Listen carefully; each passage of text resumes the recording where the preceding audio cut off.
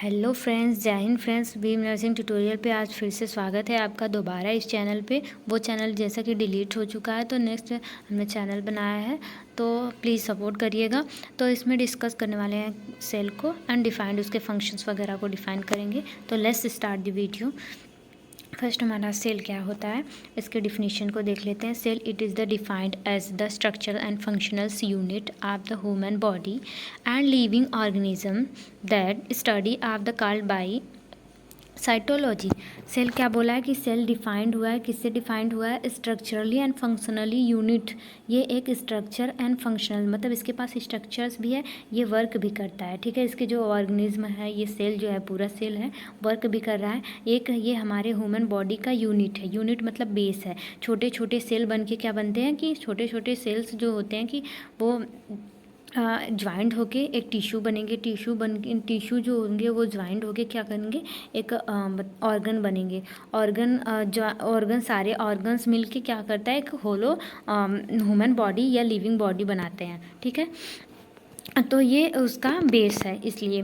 और सेल के स्टडी को हम लोग कहते हैं साइटोलॉजी। क्या कहते हैं? सेल के स्टडी को कहते हैं साइटोलॉजी। अब ये बात करते हैं कि सेल हमारे बॉडी में जो प्रेजेंट है, सेल जो प्रेजेंट है, लिविंग सेल है जो प्रेजेंट, वो किसने दिया था? तो इट इज़ द डिस्क्राइब्ड, इन्होंने डिस्क्राइब किया था कि इन्होंने तो रॉबर्ट हुक ने डिस्क्राइब किया था। रॉबर्ट हुक ने किसने 65 में इन्होंने डिस्क्राइब किया। And the living cell it is the सुने and the living cell is the defined as the atonic when living Hooke. जो रॉबर्ट हुक थे, डेड सेल की क्या किए थे, डिस्क्राइब किए थे। डेड सेल पे वर्क किए थे इन्होंने, ये डिस्क्राइब किए थे। और जो एंटोनिक लिविन हॉक थे, ठीक है, एंटोनिक लिवेक हॉक थे, वो उन्होंने क्या किया 1632 में क्या किया इन्होंने, और 1632 से लेके 1723 तक इन्होंने जो लीव सेल जो जीवित कोशिकाएं थी, या बोल सकते हैं कि जीवित कोशिकाएं की क्या करी, उसको बताया इन्होंने, डिस्क्राइब किया। नेक्स्ट हमारा है it is the biggest cell. जो बिगेस्ट सेल है, सबसे बड़ी सेल हमारी बॉडी में, हम वातावरण में जो सबसे बड़ी सेल है इन द ह्यूमन बॉडी का जो होता है बिगेस्ट सेल, हमारे बॉडी का बिगेस्ट सेल, बहुत बड़ी सेल जो होती है वो फीमेल में प्रेजेंट होती है, ओवम। मेल में बिगेस्ट सेल होती हैं, या बोल सकते हैं नहीं, जो स्मॉल सेल होती है, जो स्मॉल सेल होती हैं वो ह्यूमन बॉडी में मेल में जो प्रेजेंट होता है वो स्पर्म प्रेजेंट होता है। मतलब सबसे बड़ी जो कोशिका होती है हमारी बॉडी की वो ओवम होती है, वो भी फीमेल में प्रेजेंट होती है। और सबसे छोटी कोशिका जो होती है वो स्पर्म होता है, वो मेल में प्रेजेंट होता है। ठीक है, next one, there is the present cell in the our body. जो बॉडी में कितने प्रेजेंट होते हैं सेल से मिलके क्या बने हैं, टिश्यू बने हैं। ठीक है, टिश्यू बने हैं। ठीक है, टिश्यू मिलके क्या बने हैं, ऑर्गन बने हैं। और हमारे अलग अलग ऑर्गन मिलके हमारी बॉडी का निर्माण करते हैं। ठीक है, हमारे बॉडी का निर्माण कर दिए।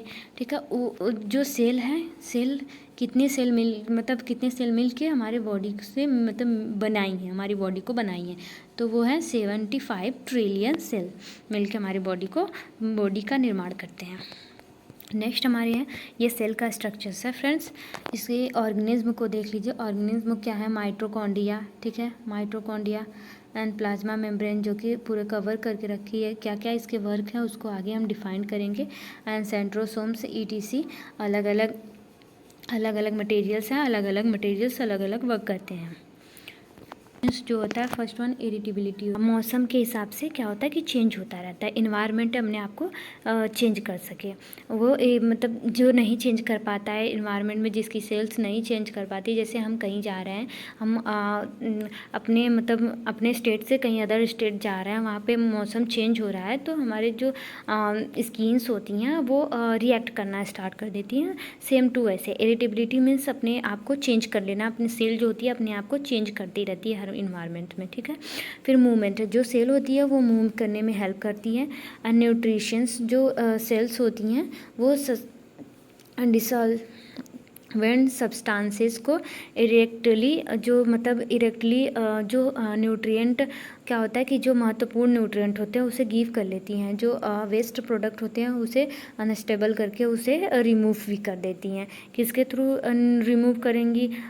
ठीक, जैसे सर्कुलेशंस के थ्रू हो गया वो रिमूव कर देती हैं। फिर डेवलपमेंट एंड ग्रोथ, ये डेवलपमेंट और ग्रोथ में हम जैसे कि डेवलपमेंट एंड ग्रोथ में हेल्प करेंगी। ग्रोथ मीन्स हो गया जैसे कि बेबी होता है, फीटस होता है, क्या उसमें डेवलपमेंट, ठीक है, उसमें एक क्या होता है कि एक जितना होना चाहिए डेवलपमेंट, ठीक है, वहाँ होता है। और बढ़ने पे हम मतलब जैसे कहते हैं नहीं कि 20 ईयर्स तक ही सब ग्रोथ करते हैं, ठीक है। फिर उसमें क्या होता है कि डेवलपमेंट स्टार्ट होते हैं, थोड़ा मतलब कोई मोटा होता है, कोई पतला होता है, ठीक है। तो वैसे क्या होता है ग्रोथ एंड डेवलपमेंट में भी हेल्प करते हैं। रिस्पायरेशंस में हेल्प कैसे कर रहे हैं तो उसको देख लेते हैं। हमारी बॉडी क्या है कि जो कि जैसे कि हमारा स्किन है जो, ठीक है, वो स्किन जो होती है कि हमारे बाहर के इन्वायरमेंट्स पे ऑक्सीजन्स को गिव करती है, ठीक है। जो कार्बन डाइऑक्साइड्स होता है हमारी बॉडी से निकलते हैं, किसी के वेस्ट जो प्रोडक्ट होता है स्वेट के थ्रू, वैक्स के थ्रू, टीयर के थ्रू जो होते हैं कि ये सिक्रीट आउट होते हैं, तो ये रिस्पायरेशंस में भी हेल्प करती हैं, ठीक है। हमारी बॉडी जो होती है उसको रिस्पायरेशंस में भी हेल्प कर रही हैं, ठीक है, मूवमेंट में भी हेल्प कर रही हैं। फिर नेक्स्ट देख लेते हैं ऑर्गेनेल्स, क्या क्या ऑर्गेनेल्स हैं वहाँ पे। तो ढेर सारे ऑर्गेनेल्स थे, हमने मेन पॉइंट लिए हैं। एंडोप्लाज्मिक रेटिकुलम्स, सीलिया हो गया, राइबोसोम्स हो गए, लाइसोसोम्स हो गए, एंड गोल्जी बॉडी हो गई, एंड सेंट्रोसोम्स हो गए। इनका सबका काम क्या होता है ये भी हम डिस्कस करेंगे। तो पहले एंडोप्लाज्मिक रेटिकुलम्स जो होते हैं वो पहले तो क्या होता है कि रेटिकुलम्स जो होते हैं, रेटिकुलम्स क्या करते हैं कि रेटिकुलम्स जो होते हैं कि वो जो रेटिकुलम में डिवाइड होती हैं, एक हो रफ एंडोप्लाज्मिक रेटिकुलम्स होती हैं, एक हो स्मूथ एंडोप्लाज्मिक रेटिकुलम। जो रफ एंडोप्लाज्मिक रेटिकुलम्स जो होती हैं उसमें प्रेजेंट होते हैं राइबोसोम जो होते हैं वो प्रोटीन के सिंथेसाइज करते हैं, ठीक है। वो जो स्मूथ एंडोप्लाज्मिक रेटिकुलम्स होती हैं उसमें क्या होता है कि ये सॉफ्ट होती हैं, ये जो क्या करती हैं कि फैटी ऑयलीस वगैरह फैटी का ये सिंथेसाइज करती हैं, ठीक है, एनर्जी में कन्वर्ट करने के लिए। और ये सेपरेट करती हैं न्यूक्लियस को एंड सेल मेम्ब्रेन को, क्योंकि ये कहाँ प्रेजेंट होती हैं, ये न्यूक्लियस रहा, इसके अगल बगल ये क्या करती हैं कि ये एंडोप्लाज्मिक रेटिकुलम्स होते हैं, यहाँ पे हो गया सेल मेम्ब्रेन, ठीक है, इसको सेपरेट करती हैं। तो नेक्स्ट है सीलिया क्या है, मूवमेंट करने में हेल्प करती है, सेल जो हमारा है उसको मूव करने में, ठीक है। सीलिया जो होती है यहाँ प्रेजेंट होती हैं आउटसाइड, इसको सेल के आउटसाइड प्रेजेंट होती हैं और ये मूव करने में हेल्प करती है। राइबोसोम्स क्या करते हैं कि ये प्रोटीन को सिंथेसाइज करने में हेल्प करते हैं, ठीक है। लाइसोसोम्स क्या होती हैं कि ये हेल्प करती हैं सबको, लाइसोसोम्स क्या होते हैं कि ये हेल्प करती हैं कि सबको क्या कहते हैं किल करने में, क्या बोल सकते क्लीन करने में, ये इनगल्ब करने में भी हेल्प करती हैं, ठीक है। इसे क्या किया, फिर उसके बाद है गोल्जी बॉडी क्या करती है, ये गोल्जी बॉडी जो होती है ये हेल्प करते हैं। गोल्जी बॉडी क्या करती है कि वो सेल को शेप एंड साइज में रखती हैं, ठीक है। एंड सेंट्रोसोम्स में हेल्प करती हैं। एंड माइटोकॉन्ड्रिया क्या करती है, ये एनर्जी का प्रोडक्शन करने में, कन्वर्ट करने में, एनर्जी को प्रोड्यूस करने में हेल्प करती हैं इसमें। तो नेक्स्ट देख लेते हैं हम पार्ट ऑफ द सेल के कितने पार्ट्स होते हैं, तो यही समझा देते हैं। साइटोप्लाज्मा होती हैं, एंड प्लाज्मा मेम्ब्रेन होते हैं, एंड न्यूक्लियस होती हैं, ठीक है। तो नेक्स्ट देखते हैं साइटोप्लाज्मा में क्या कि जो जेली लाइक होती हैं, ये हमारा सेल हो गया, सॉरी ये हमारा क्या हो गया, ये हमारा सेल हो गया, ठीक है, सेल हो गया। इसमें फिलअप होती हैं साइटोप्लाज्मा, क्या होती हैं, साइटोप्लाज्मा होती हैं, और आउटर साइड प्रेजेंट होती हैं प्लाज्मा मेम्ब्रेन, ठीक है, प्लाज्मा मेम्ब्रेन।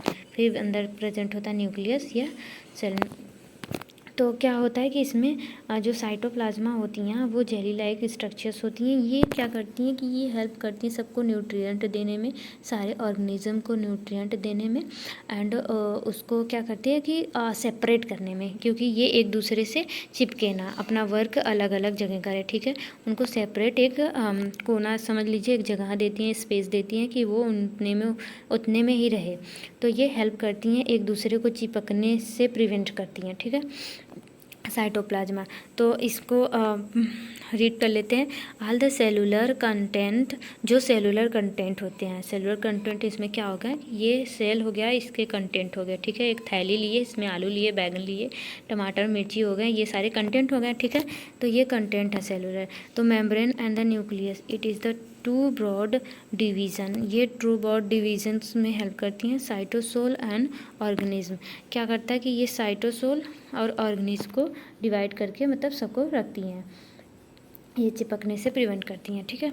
नेक्स्ट है हमारा साइटोसोल। क्या होता है, it is the intracellular fluids. ये साइटोसोल जो होते हैं कि ये इंट्रासेलुलर फ्लूइड्स होते हैं, ठीक है। इंट्रासेलुलर बोले तो इंटरनल फ्लूइड्स, एक्सटर्नल आउट का होता है, ठीक है। आउटर फ्लूइड को एक्सटर्नल बोलते हैं, इनर फ्लूइड को इंटरनल बोलते हैं। इंटरनल फ्लूइड्स होते हैं साइटोसोल। एंड नेक्स्ट है their fluids portions of the cytoplasma, ये साइटोप्लाज्मा प्रेजेंट होते हैं, which is the constitute about 55% total cell volume. क्या कहा है इसमें, इसमें क्या बोला है कि जो इंट्रासेलुलर साइटोसोल जो हो गया, ये इंट्रासेलुलर फ्लूइड हो गया, ठीक है। ये अंदर के सेलुलर जो फ्लूइड्स हैं जो प्रिवेंट कर रहे हैं चिपकने से, तो ये प्रिवेंट कर रहे हैं, ये कितने परसेंट, 55% के यहाँ प्रेजेंट होते हैं ये साइटोसोल्स जो होते हैं। और नेक्स्ट क्या है, it is content 75 to 19 water and the remaining air, irons वगैरह एंड ग्लूकोज, एमिनो एसिड। जो भी 75% बचा जो है कि वो क्या, कौन से फ्लूइड्स होते हैं जो और अदर फ्लूइड्स के वाटर जैसे हो गए, रिमेनिंग्स एयर्स वगैरह हो गए, glucose, amino acid, fatty acids, proteins, fats. इसमें बोला गया है जो भी फ्लूइड्स हैं, ठीक है, ये जो साइटोसोल्स है उसमें 75% तो क्या है कि इतने सारे मटेरियल्स इसमें कन्वर्ट होते हैं। क्यों कन्वर्ट होते हैं, क्योंकि ये हमने बोला था ये जो फ्लूइड्स होती हैं ये ऑर्गेनिज्म को न्यूट्रिशन देने में भी हेल्प कर रही हैं, ठीक है। तो ये एटीपी जो होता है कि इस जो सेल्स होती हैं 38 एटीपी देती हैं, 38 एटीपी का प्रोडक्शन करती हैं। ये ऊर्जा संश्लेषण में हेल्प करती हैं, ठीक है। ये पूरे सेल में क्या होता है कि एटीपी क्या होती है, 75 एटीपी मिलती है। जब ग्लूकोज का सिंथेसाइज होता है, ब्रेकडाउन्स होता है उसका, तब ये प्राप्त होते हैं ये। नेक्स्ट देख लेते हैं सेंट्रोसोम्स। सेंट्रोसोम्स क्या होते हैं कि एदा ऑर्गेनेल्स नियर एदा न्यूक्लियस, जो सेंट्रोसोम होते हैं, ठीक है। सेंट्रोसोम जो होते हैं वो न्यूक्लियस के नियर बाई रहते हैं, containing two the central in it is central. क्या कंटेंट कर रहे हैं कि जो सेंट्रोसोम्स होती हैं, ये सेंट्रोसोम्स हो गए, ये ऑर्गेनिज्म हो गए, सेंट्रोसोम्स हो गए। सेंट्रोसोम्स क्या करती हैं कि ये कंटेंट को कंटेन करके रखती हैं। ये जैसे सेंट्रल को, ये सेंट्रल फिंगर लाइक स्ट्रक्चर्स होती हैं इसकी, ये कंटेन करके रखती हैं सेंट्रोसोल, ठीक है। फिर ड्यूरिंग नेक्स्ट है कि during the mitosis and centrioles migrate to this opposite pollens of the cell and each for their central of the aster, which is the spindle fibers and attach।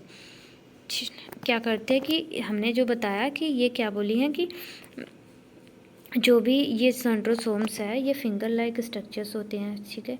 ये एक दूसरे में एकदम अटैच्ड होते हैं, ये फाइबर्स के बने होते हैं, ठीक है। ये सेंट्रोसोम्स फाइबर्स के बने होते हैं। और जो सेंट्रोसोम्स हैं उसका खोज जो किए थे वो थे बैबरी बोल सकते हैं, बॉबरी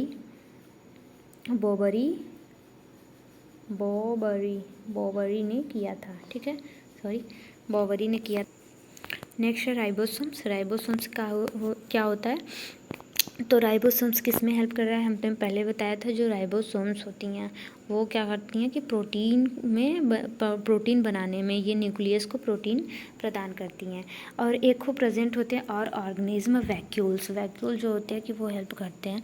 क्या ये सारे ऑर्गेनिज्म अपना वर्क का ठीक से नहीं कर रहे होते, तो जो वैक्यूल्स होते हैं, वैक्यूल जो होता है कि फ्लूइड का कलेक्शन करते हैं। जो लाइसोसोम्स होती हैं, ठीक है, लाइसोसोम्स जो होती हैं वो हाइड्रोलिक एसिड फिल अप होता है लाइसोसोम्स में। अभी हम ये पढ़ेंगे, लाइसोसोम्स यहाँ पे राइट डाउन किए हैं तो उसके बारे में अच्छे से बताएंगे। फर्स्ट वन देख लेते हैं राइबोसोम्स। राइबोसोम क्या होते हैं कि a the cell organism made up by the ribosomes RNA and rRNA and proteins into nucleus of the nucleolus and of the nucleus। क्या होता है राइबोसोम्स हेल्प करते हैं, ये न्यूक्लियस में भी प्रेजेंट होते हैं, ठीक है। राइबोसोम्स जो होती हैं ये क्या करते हैं कि न्यूक्लियस से क्या करते हैं, इसमें से कैरी, ये राइबोसोम्स ही प्रेजेंट होगा, ठीक है। ये न्यूक्लियस से क्या करेंगी कि यहाँ से rRNA को क्या करेंगी, लेके जाएंगी ट्रांसमिट करने में, न्यूक्लियस मटेरियल को इससे ट्रांसमिट करने में भी हेल्प कर रही हैं राइबोसोम्स जो होती हैं organism. Ribosomes are the site of the protein synthesize. जो राइबोसोम्स होती हैं वो प्रोटीन का सिंथेसाइज करती हैं। Ribosomes are the mainly situated rough endoplasmic reticulum. तो जो राइबोसोम्स होती हैं वो कहाँ मेनली सिचुएट होती हैं, तो वो रफ एंडोप्लाज्मिक रेटिकुलम, ये न्यूक्लियस हो गया, ठीक है, इसके अगल बगल एंडोप्लाज्मिक रेटिकुलम्स प्रेजेंट हो गए, इसमें ऐसे ऐसे रहते हैं राइबोसोम्स प्रेजेंट हो गए, ठीक है। ये रफ एंडोप्लाज्मिक रेटिकुलम में प्रेजेंट होता है राइबोसोम्स, जो खुरदुरा दिखता है, तो वो सिंथेसाइज्ड कर रहा है प्रोटीन का। नेक्स्ट है कि ribosomes is the endoplasmic reticulums for this protein needed another specific organism. जो ये ऑर्गेनिज्म जो ऑर्गेनिज्म प्रेजेंट है अनदर, जैसे वैक्यूल्स हो गए, लाइसोसोम्स हो गए, अनदर हो गए, भी सेंट्रोसोम्स हो गए, गोल्जी बॉडी हो गई, ये सब अदर ऑर्गेनिज्म हो गए, ठीक है। उनके नीड को भी फुलफिल कर रहा है, ठीक है। एंड जैसे कि अदर यहाँ पे ये सेल डेथ कर गया, ठीक है, कुछ ऑर्गेनिज्म यहाँ पे बचे हैं, तो यहाँ से क्या करेगा, यहाँ पे भी ट्रांसपोर्ट कर देगा प्रोटीन को कि वो जीवित रहें, वो फिर से रिकवरी कर लें, हील कर लें, वुंड वगैरह है तो हील कर लें, तो इसमें भी हेल्प करता है राइबोसोम्स आल्सो। तीसरा देख लेते हैं ये वाला, ribosomes also situated into this mitochondria. तो ये मेनली सिचुएट कहाँ है, वो माइट्रोकॉन्ड्रिया में क्या करता है, राइबोसोम सिचुएटेड माइट्रोकॉन्ड्रिया के पास, ठीक है। Which is the synthesized mitochondria protein. जो माइट्रोकॉन्ड्रिया होती हैं वो इनका जो खोज किए थे वो थे अल्टमैन ने करा था इनका खोज। ये भी क्या करते हैं कि ऊर्जा का प्रोडक्शन करते हैं, ठीक है, मिलकर क्या करते हैं, ऊर्जा का प्रोडक्शन करते हैं। ये प्रोटीन दिया, ठीक है, ये ऊर्जा में कन्वर्ट करेंगे, उसको ऊर्जा में कन्वर्ट करके ऑर्गेनेल्स जो भी हैं उनको नीड के अकॉर्डिंग प्रोवाइड करेंगे। नेक्स्ट है लाइसोसोम क्या होते हैं, the cell organism that is the part of the intracellular digestive system. ये इंट्रासेलुलर डाइजेस्टिव सिस्टम में राइबोसोम्स क्या होता है कि इंट्रासेलुलर प्रेजेंट होते हैं, मेनली डाइजेस्टिव सिस्टम में ज़्यादा वर्क होता होगा, ठीक है, उसमें प्रेजेंट होते हैं लाइसोसोम्स क्या करते हैं, बस किल करने का काम कर रहे हैं, किसी को भी किल कर देंगे, बस कोई काम नहीं कर रहा है। लाइसोसोम यही होते हैं, इसमें क्या होता है कि इसमें प्रेजेंट होते हैं कि हाइड्रोलिक एसिड प्रेजेंट होता है, जैसे कि एसिडिक होता है, तो एसिडिक का वर्क ज़्यादा से ज़्यादा हमारे डाइजेस्टिव सिस्टम में होता है। क्यों होता है कि उसमें फूड का ब्रेकडाउन, कितना भी फास्ट फूड ले रहे हैं, कोई भी हार्ड फूड ले रहे हैं तो उसको ब्रेक डाउन करना होता है, ठीक है।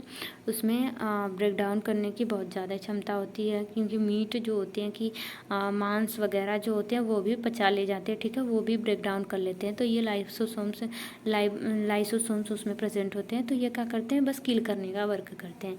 कोई भी ऑर्गेनिज्म इसमें है, ठीक है, जैसे कि ये सेल हो गया, ठीक है, ये ऑर्गेनिज्म हो गए सारे, ठीक है, ये वर्क ना कर रहा ये भी ना कर रहा है, ये भी नहीं कर रहा है, ठीक है।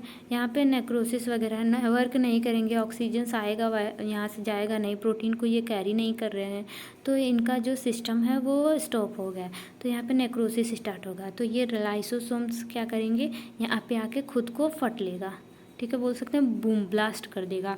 तो ब्लास्ट कर देगा इन सब को, उसमें जला के क्या करेगा, बोल सकते हैं कि उसको ब्रेक डाउन कर देगा। ब्रेक डाउन करके जो वेस्ट प्रोडक्ट के थ्रू हमारे बॉडी से चले जाएंगे ये सब, जहाँ पे वेस्ट प्रोडक्ट स्टोर होते हैं वहाँ से स्क्रीट आउट होते हैं, वहाँ पे चले जाएंगे, ठीक है। ये वर्क होता है इसका mainly. Endoplasmic reticulum, endoplasmic reticulums क्या करते हैं, इनका ये एक कॉम्प्लेक्स नेटवर्क होते हैं एंडोप्लाज्मिक रेटिकुलम। कैसे कॉम्प्लेक्स नेटवर्क हुए, membranes and tuber into the cytoplasmic between the nucleus and cell membrane. तो ये देखो न्यूक्लियस प्रेजेंट है, ठीक है। ये हो गया हमारा एंडोप्लाज्मिक रेटिकुलम्स चारों तरफ, ठीक है। हमने जैसे बताया था, ठीक से बना दे रहे हैं, सॉरी। ये न्यूक्लियस हो गया, ये हमारा हो गया एंडोप्लाज्मिक रेटिकुलम्स, ठीक है। ये हो गया हमारा सेल मेम्ब्रेन, ठीक है। ये हो गया हमारा plasma membrane, plasma membrane, cytoplasm हो गया, नीचे का इधर साइटोप्लाज्मा हो गया, ठीक है। ये क्या कर रहा है, न्यूक्लियस और इससे सेल मेम्ब्रेन को डिवाइड करने का काम कर रहा है, ठीक है। ये इसके बीच में ये स्पेस डाल रहा है, ये हमारा एंडोप्लाज्मिक रेटिकुलम हो गया, ठीक है, समझ में आया। नेक्स्ट है कि एंडोप्लाज्मिक रेटिकुलम जो होते हैं 2 टाइप्स में डिवाइड हुए हैं, smooth endoplasmic reticulums and rough endoplasmic reticulums. Smooth endoplasmic reticulums में प्रेजेंट नहीं होते हैं राइबोसोम, याद रखिएगा। इसमें जो स्मूथ एंडोप्लाज्मिक रेटिकुलम्स है उसमें न्यूक्लियस के आसपास जो रहते हैं इसमें राइबोसोम्स नहीं प्रेजेंट होगा, ठीक है। और जो रफ एंडोप्लाज्मिक रेटिकुलम्स है इसमें क्या होंगे कि ऐसे ऐसे खुरदुरे टाइप्स के राइबोसोम्स प्रेजेंट होंगे। तो ये क्या कर रहा है कि प्रोटीन का सिंथेसाइज कर रहा है, ठीक है। ये क्या करती है, फैट का सिंथेसाइज करती है। ये समझ लीजिए मेल है, ये प्रोटीन का सिंथेसाइज कर रहा है, ये समझ लीजिए उसका अपोजिट ब्रदर है, फैट का सिंथेसाइज कर रहा है। लेकिन इसका फैट का भी इसमें रिक्वायरमेंट है, क्योंकि इसमें क्या कर रहे हैं कि ग्लूकोज का ब्रेकडाउन्स नहीं होंगे, फैटी एसिड का ब्रेकडाउन्स नहीं होंगे, तो हमारे एटीपी कैसे मिलेंगे, हम क्यों ऊर्जा में कैसे कन्वर्ट करेगा हमारा, तो इसमें भी दोनों हेल्प कर रहे हैं, समझ में आया। तो नेक्स्ट पेज पे पढ़ते हैं गोल्जी बॉडी। गोल्जी बॉडी क्या होता है कि गोल्जी बॉडी क्या करता है, it is the Golgi body membranous sac, ये membrane sac like is the organism present in the almost all cell, ये सब सेल में प्रेजेंट होती हैं, ठीक है। It is involve into the, ये भी क्या करती हैं, ये प्रेजेंट होती हैं, ये भी न्यूक्लियस के आसपास प्रेजेंट होती हैं, ये भी मेंटेन करके रखती हैं सेल को, ठीक है। It involving into this processings and the baggings of proteins durings there is the transportation. ये क्या करती है कि ये भी मतलब नेटवर्क को या प्रोटीन को, न्यूट्रिएंट को वगैरह को रिमूव करने में भी हेल्प करती हैं, प्रोटीन को पहुंचाने में भी हेल्प कर रही हैं, और जो सेल है सेल को पचकने में, ठीक है, उसका स्ट्रक्चर्स, मेन स्ट्रक्चर्स देने में हेल्प कर रही हैं, और उसको पचकने से प्रिवेंट कर रही हैं, ठीक है। उसको क्या बोल सकते, सिकुड़ने से क्या कर रही हैं, प्रिवेंट करती हैं। नेक्स्ट है माइटोकॉन्ड्रिया। माइटोकॉन्ड्रिया किसने दिया था, हमने फिर से बताया, क्रेब्स चक्र जो होते हैं कि माइटोकॉन्ड्रिया में क्रेब्स चक्र चलते हैं ताकि उसमें ऊर्जा का प्रवहन होता रहे। इसमें अल्टमैन ने दिया था, किसने दिया था, तो अल्टमैन ने दिया था, अल्टमैन ने दिया था इसको, माइटोकॉन्ड्रिया को उन्होंने इसका डिस्क्राइब्ड किया था। तो उसमें देख लेते हैं first one, a the cell organism of the rod oval shape. तो जो इसका जो शेप होता है वो ओवल शेप का, जैसे कि रॉड शेप का होता है। माइटोकॉन्ड्रिया जस्ट ऐसे होता है इसके, ठीक है, रॉड शेप का होता है। ये 0.5 माइक्रोमीटर का होता है, इसका डायामीटर सो इतना होते हैं, ठीक है। So it is also called power house. इसे मेनली क्या पुकारते हैं, ठीक है, इसे क्या कहते हैं, पावर हाउस, ठीक है, इसे मेनली पावर हाउस बोलते हैं। Of the cell. सेल का ये पूरे सेल का ये पावर हाउस होता है। जैसे कि हमारे पूरे गांव का क्या होता है कि एक को ट्रांसफॉर्म होता है, ऊर्जा देने वाला, या बोल सकते हैं कि ऊर्जा नहीं दे, हाँ ऊर्जा देने वाला, लाइट देने वाला, ठीक है। तो ये भी हमारे सेल का क्या है कि ट्रांसफॉर्मर है, ठीक है।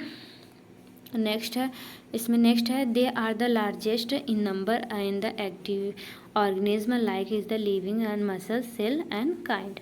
तो ये क्या करती है, लार्जेस्ट नंबर में ऊर्जा देगी तभी तो हमारे ऊर्जा व मतलब हम ऊर्जा लेंगे तभी तो वर्क कर रहे हैं। जैसे कि ऐसा नहीं है कि एक ही जगह ऊर्जा दे, ठीक है। जैसे कि हम बोल रहे हैं तो सारी ऊर्जा क्या होता है कि एक ही जगह देगी तो और जैसे काम नहीं करेगा, ऐसा कुछ नहीं है। जहाँ पे भी ज़्यादा वर्क हो रहा है सारे सेल्स क्या करते हैं वहाँ पे ऊर्जा को वहाँ पे संग्रहण कर देते हैं या प्रोवाइड कर देते हैं, ठीक है। जैसे हमारे काम करने में एक हैंड से काम कर रहे हैं तो वहाँ पे ज़्यादा ऊर्जा लग रही है तो सारे ऊर्जा वहीं पे देते हैं, ठीक है।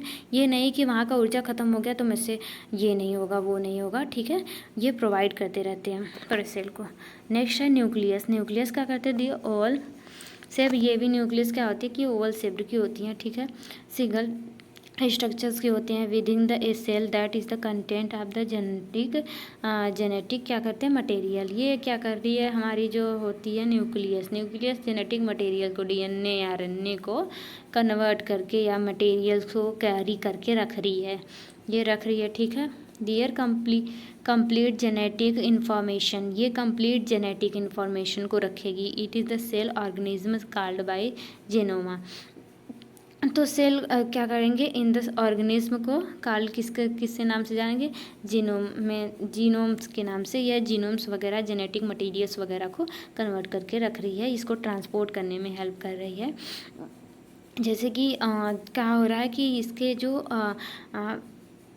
क्या होता है कि जब सेल में क्या होता है कि अब नॉर्मल ग्रोथ होने लगे, ठीक है। ढेर सारे सेल बनने लगे, इधर देखो ढेर सारे सेल बनना है।